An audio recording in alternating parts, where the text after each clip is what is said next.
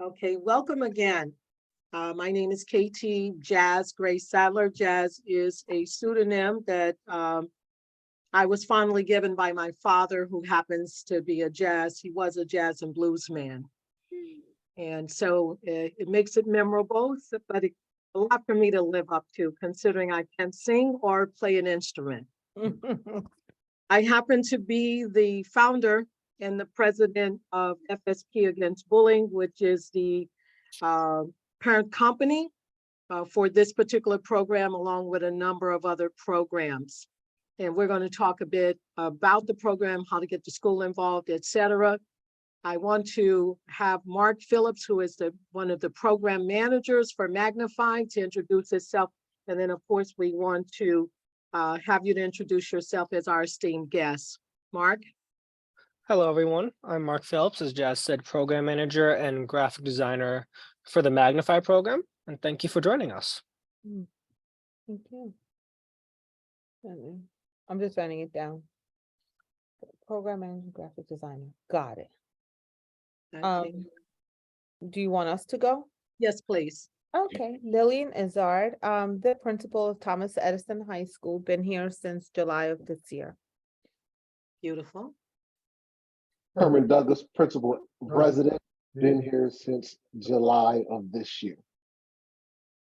Okay, for housekeeping purposes, we're going to ask that you mute your devices. If you have a question, simply raise your paddle hand and jump right in. We're going to take questions as we go along. I'll start off by giving a brief overview, and then we're going to answer questions regarding getting your students involved in this program. And also, we're going to talk a bit about why your school was selected as one of the esteemed recipients of this participation grant.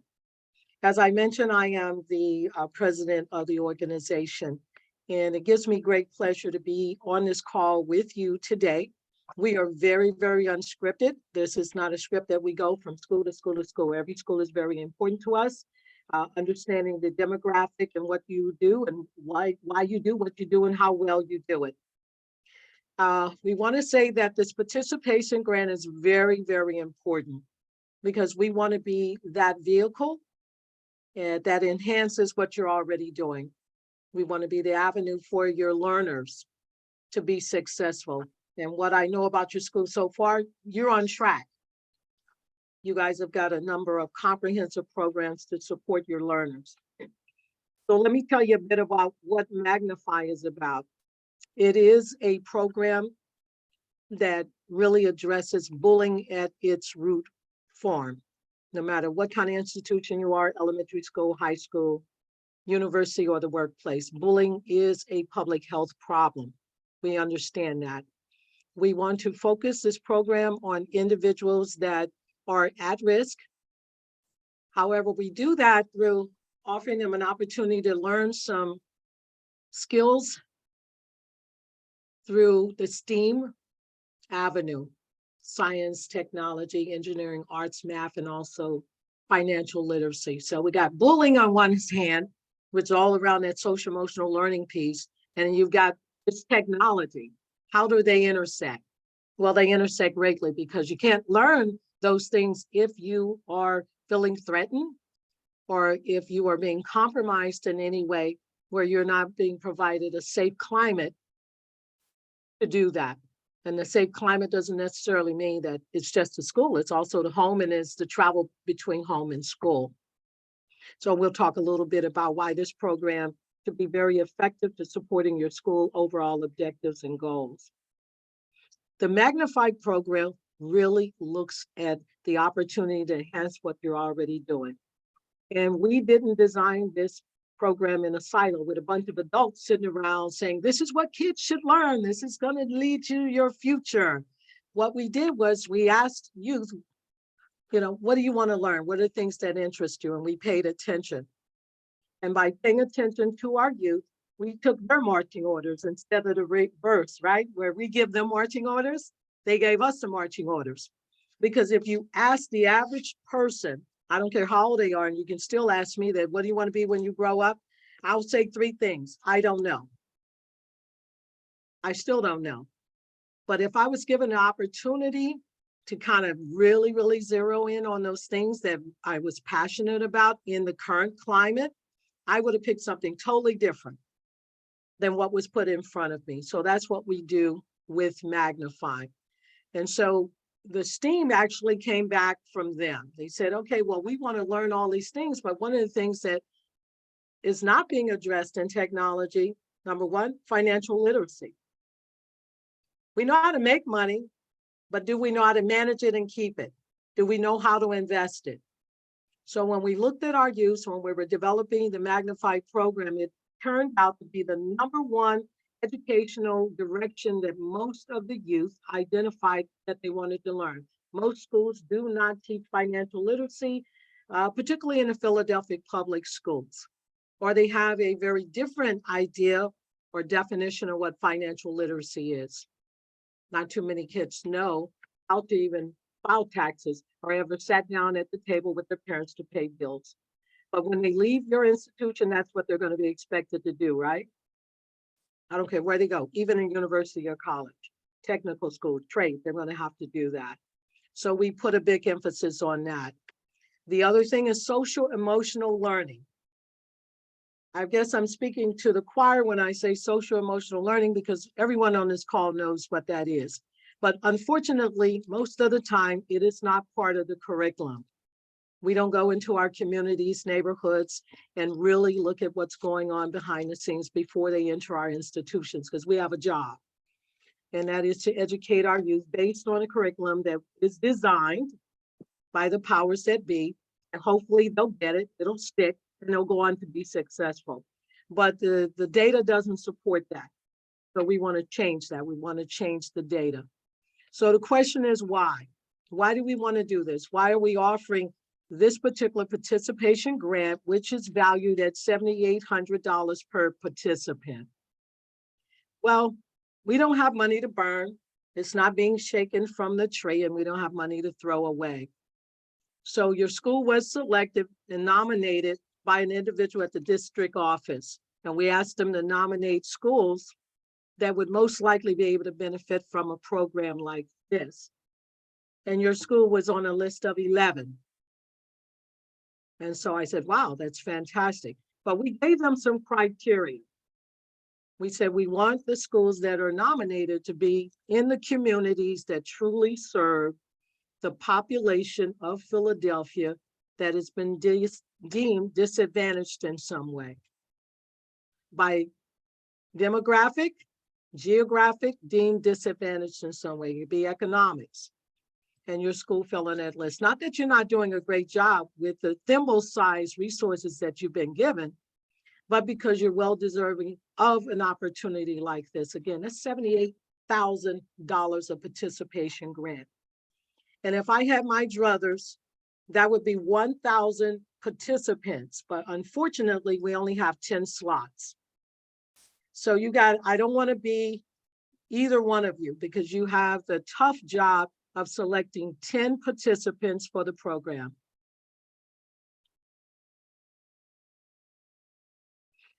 Is she asking me to hold up, or she's just going to be video dark for a minute? Should just be video dark for just a second. Okay, not a problem. My apologies. I initially sent the invitation to all of I have 4 assistant principals as Okay, well, and they're calling for the link. I don't know if it's too late for them to join. they can absolutely join. Please send them the link. I will do that. Okay. Beautiful, Sorry, I'm sorry to interrupt. Go ahead. not a problem. The nominator was Nathan.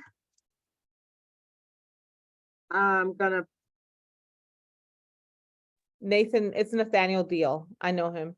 He's a okay, grants compliance monitor. okay. He nominated your school. And he said, if anybody is deserving of this type of opportunity, I want to see it, the Edison School. And he nominated a couple others, but yeah, you guys rose to the top of his radar. And he's at the district office, if I'm not mistaken. And so it's fantastic because he understands our program. He understands what we've done. We have another program in elementary schools, and this one is really a flagship program. So I kind of really want to wait for your other attendees to come on board before Mark speaks. So I want to take any questions that you have right now, and then we'll circle back around to you, Mark. Is that fair enough? Sounds good. Okay. Any questions for me so far? Yes, what's the financial literacy program called that you actually follow? Or is it one that you design yourself? Everything, every program we design, every single one. There's not a pirate in my organization. So let me give you a little bit of background. I'm quite Googleable, almost to the point where it's embarrassing. You see, I said it, Googleable. I like that. So my background is all over the place, but in a good place. I come from a financial background. I worked with what they call the Big Six financial institutions, largely on the insurance, investment, mergers and acquisitions side. I rounded out my corporate career on Wall Street with AIG, the American International Group. They're one of the big bad boys that took the bailout. Don't blame me. Don't blame me. Wasn't my thing. However, I learned a lot by working on Wall Street. I specialized in what is called public entities. I was the assistant vice president for the Eastern Seaboard of Public Entity Division. So I worked with a lot of public entities from schools and municipalities, and understanding all the different nuances around working with public entities. After that, I started my own consulting firm, business development and marketing. So I have a background in both. It's a very successful business development and marketing firm that I ran for more than 20 years before launching this nonprofit foundation. The seed that was planted, the visionary behind this organization happened to have been my son, who attended the Philadelphia public schools. He was terribly bullied. Fortunately, I was able to help him navigate his way through those very, very deep waters. And I looked at what was the model that was put before him where he's incredibly successful. But he didn't get through becoming academically and career successful without going through Beirut, without being traumatized by the effects of bullying and abuse at the hands of some very unkind individuals in the school system. So that's a little bit about the background in terms of how this organization started, coming up on 8 years ago. And I see we have Al. Help me with your last name, Al. Snizevich. Snizevich. Welcome. Perfect. Welcome. Thank Are you. we- Thank you. Thank you for joining us. Are we expecting any more? I believe there are a few more that will be joining. Yes. Okay, well, I'll definitely fill the airwaves and because I don't want anyone to miss what Mark has to say. I happen to be the founder and board president. My name is Kati Gray-Sadler, and I will put that in the link. Again, jazz comes from my dad, who had a great sense of humor. He thought this one is going to learn to sing or play an instrument. He was a jazz and blues guy. He lost that bet. He lost that bet. Can't sing. I can dance, but I don't play an instrument. I was giving them a little background about me. I did indicate I'm quite Googleable. Sometimes it embarrasses me to admit that. But I also talked a bit about the visionary behind the organization, who happened to have been my son at the time. He was graduating from Jefferson University, used to be called Philadelphia University. Remember that? He was graduating from Jefferson University with a BS in business and international business. In fact, international business. He's a linguist, speaks quite a few languages: Japanese, Mandarin, Philadelphia slang, all of the above.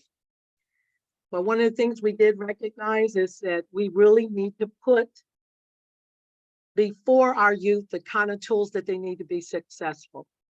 This is not a one-size-fits-all program. We do understand that oftentimes we as an adults educated adults and professionals. We believe we know the best way to create and mold successful minds. And arguably, I say, no, we don't. I'll be the first to say, we don't do a good job at listening to our youth. If we listen to them, they'll really direct us and show us what they need and what they're interested in. And I say that because I can quote the Gettysburg Address. I've known it since I was 8 years old, and today no one has ever asked me to recite it. But it's taking up valuable real estate in my mind. I think everybody on this call can identify with that, right? So we want to make sure that the valuable real estate between the ears is consumed by the things that are going to help build successful lives for our youth. Do we have everyone on the call? Sounds good. Great. So I'll circle back around, and as we talk, I don't want to absorb too much of your valuable real estate called time. So I'm going to turn this over to Mark Phillips, who is our program manager for the MAGNIFY program. Anything that you guys have missed, we're going to actually provide. We provided just about everything in writing. But without further ado, I want to turn this over to Mark to talk a little bit about what went on behind the scenes. Mark, give them a few minutes of what went on behind the scenes in developing this fantastic program called MAGNIFY. Hello, everyone. Thank you for being here. So as program manager, we have two parts of the MAGNIFY. We have the marketing and the program development. Today, I'll be taking you through the program development portion. The program development portion is very exciting because for the first thing we did was we looked at the schools, but then we also looked at what do these schools need and how can you connect to the student and make sure they have a good experience with this program. And what we thought was we wanted to make sure we gave them a proper amount of time with each course to understand it. Because as Jazz was saying, I think one of the benefits of this program is we give them a career direction, because you could ask your students and they'll be like, I don't know. I wish I knew how to do taxes. They'd be like, I don't know. And we want to give these students an advantage of once they step out there, they are prepared and maybe even have an idea, because maybe they do graphic design and they don't take it. But what if they do? That is a direction for them that they have decided. So we offer different areas so they know what direction they want to go. But one of the other aspects I could highlight is I'll say with the course drafts and how we make them. Every facilitator we have them work on the course draft themselves, and they are trained teachers. We have them work on it because because you could have a substitute just go over course material and not be connected, but we want to have our facilitator write the course draft so they're not just serving it, they've wrote it and they care about what they're writing and teaching the students. So a lot of behind the scenes goes into just working on the student experience and caring about the students' journey. I pass it back to you, Jazz. Any questions for Mark on that part? So some of the things that we've done, we provided you with the application overview package. It's roughly 10 pages. And we had a parent speaker on a presentation with one of the schools because we really wanted to know what's it like for a parent or a referring entity to go through the application process. And she indicated she actually printed the application first and then went through the online so she could kind of fill in the blanks. And then she said, wow, it was really very simple to get through. It was pretty amazing. Now, there are a number of ways that a participant, or we call them our proteges, can be part of the MAGNIFY program. They have to be referred by a school entity, counselor, teacher, parent, public authority. Again, emphasis on parent, guardian, grandparent. They can refer a student. You're in a very fortunate position because you're a school referral and you get 10 slots, not one, not two, but 10, roughly valued at $7,800 per slot, $78,000 participation grant. It is our intention that the students involved in the program be successful. So we're asking for the school support with that. And there are different ways that the school can support the success of students. And again, I don't want to be you because you got about 1,000 students and you got to pick 10. What I don't want, and this is, I say I because someone pushed against me. No, we want the students with the 4.0 GPA. I said, no, we do not. This is not the Oprah Winfrey show. This is not, you get a car, you get a car, you get a car. We want the students that are at risk, that typically would not stand a chance to be involved with a program like this, but they have the potential to succeed, but they have a thimble-sized amount of resources put in front of them to be successful. We want those students whose grades are marginal. We want the students who, they're having a hard time showing up to school. I sit with juvenile justice. I get a lot of referrals from them. I sit with truancy and delinquency officers, get a lot of referrals for them. Those are the students we want. I didn't make it to school because it's dangerous. I don't have the support I need at home. I didn't get my work done. I don't have internet access. I don't have the devices I need to get my subject matter, but I'm a good guy. I'm a good young lady. The ones that you know better than we would ever know deserve an opportunity like this. How are we going to be different than any other school? I want to question if you have any, because I want to share with you why this program is going to be successful versus any other program out there, far more successful. And I'm confident. Okay, so let me tell you about social emotional learning. Everyone on this call, I see a lot of doctors. You know what social emotional learning is. It means we go into the community, we understand the community, we're from the community, we understand the culture, we understand the climate. We are part of that community. Underserved does not mean underdeserved. And once you understand the social emotional learning of the learner, you stand a better chance of reaching them and encouraging them to succeed. When I came to Philadelphia in the 80s, I was part of the Big Sisters program.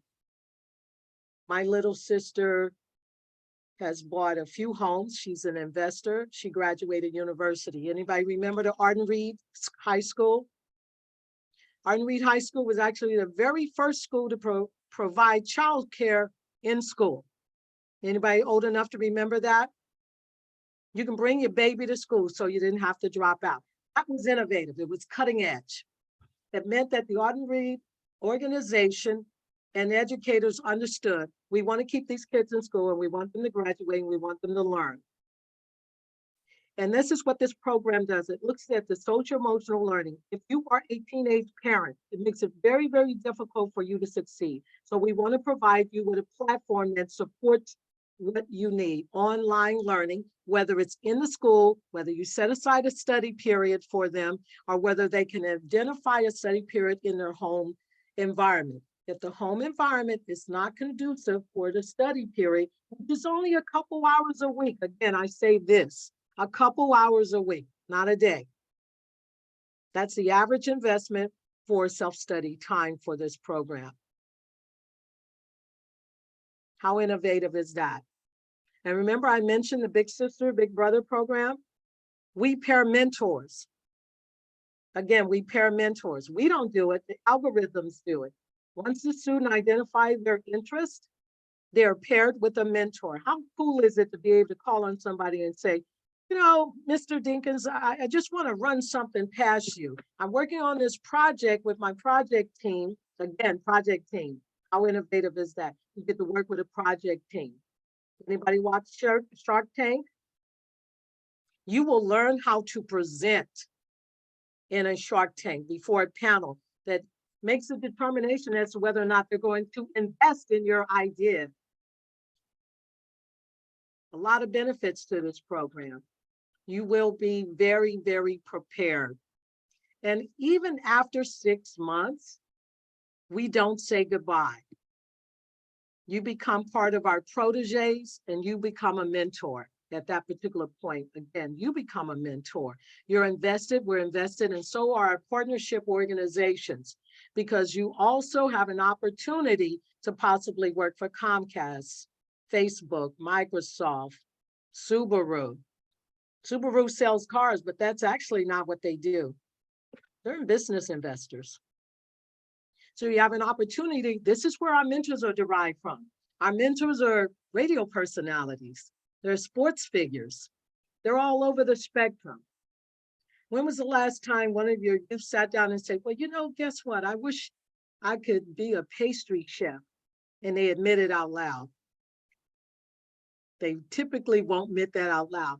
Majority of young men wish they could be pastry chefs, not football players. I raised a football player. Trust me, I know.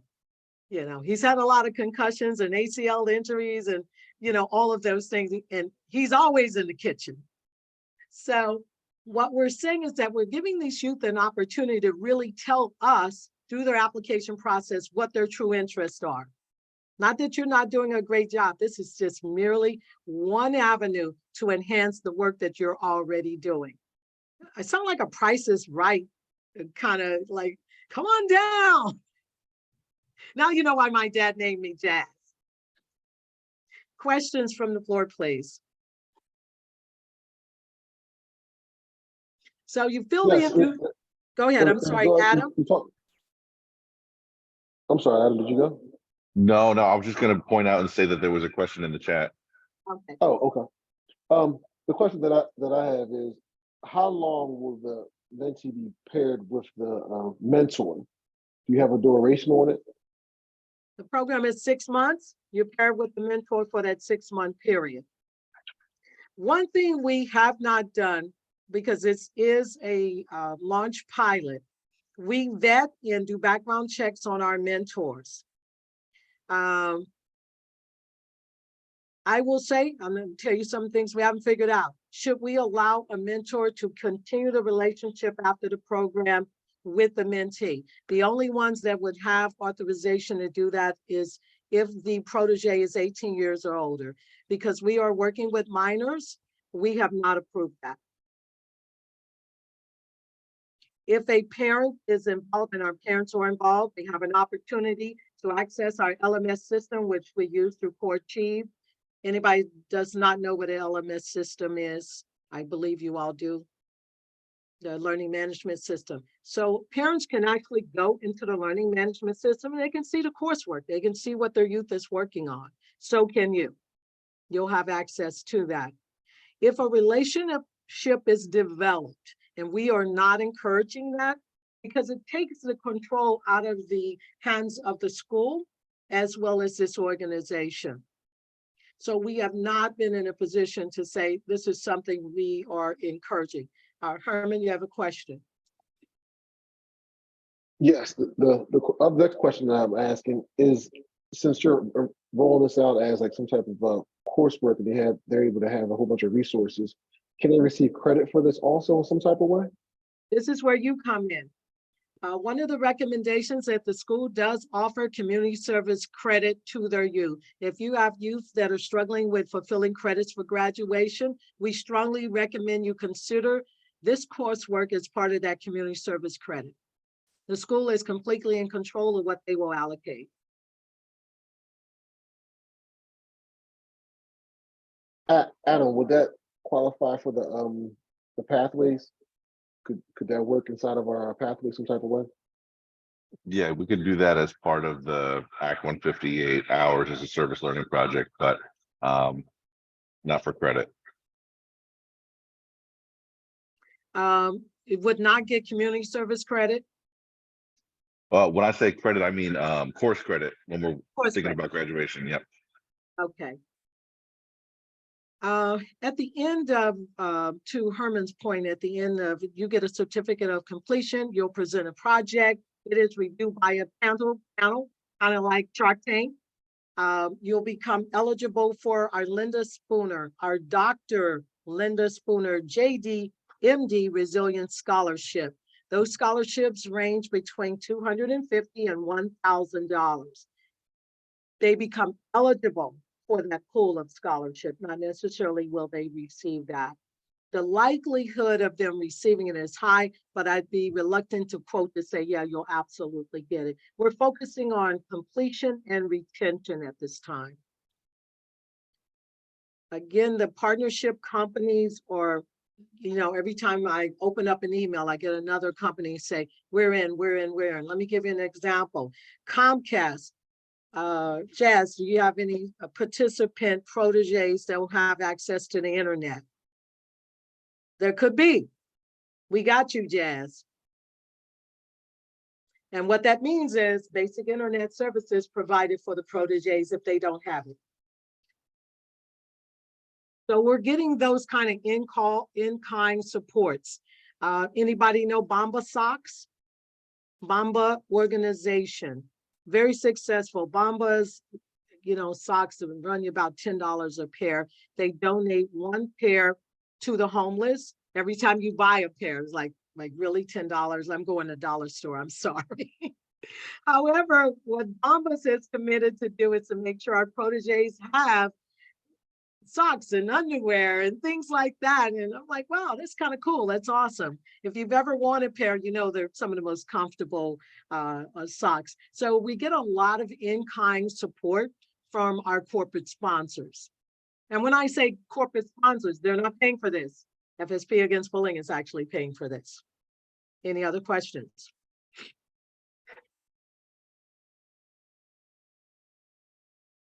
My next question is, how many cohorts will they be? It would just be Edison or the multiple schools? There are 4 schools so far that have been awarded this grant. Off the top of my head, Martin Luther King, Edison, William Sayre. Am I missing? And Fails. Oh, well, that was good. I did it without looking. Those are 4 schools that will be rolling in with us on January 9th. The other enrollees or individuals that were referred by juvenile justice has a number of slots, as well as individual parents, grandparents, guardians, foster care, et cetera, et cetera.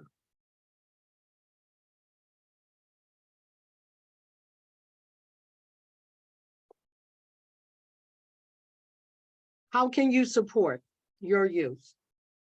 If you have a study hall period, a set aside time, we do understand not all, sometimes, a lot of youth, they work to support their families.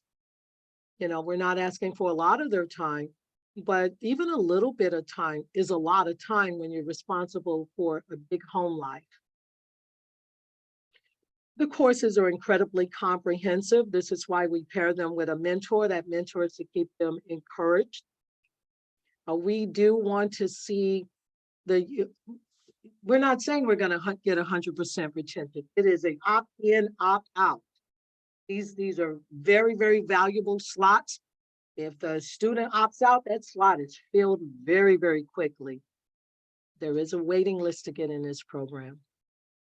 But one thing, and I'm going to just be real clear with you, without any trepidation, I wanted to make sure that Philadelphia County was first and foremost. So we set aside a number of slots for the Philadelphia public school system. We got 11 nominations. There were 4 that were approved, and you're one of them.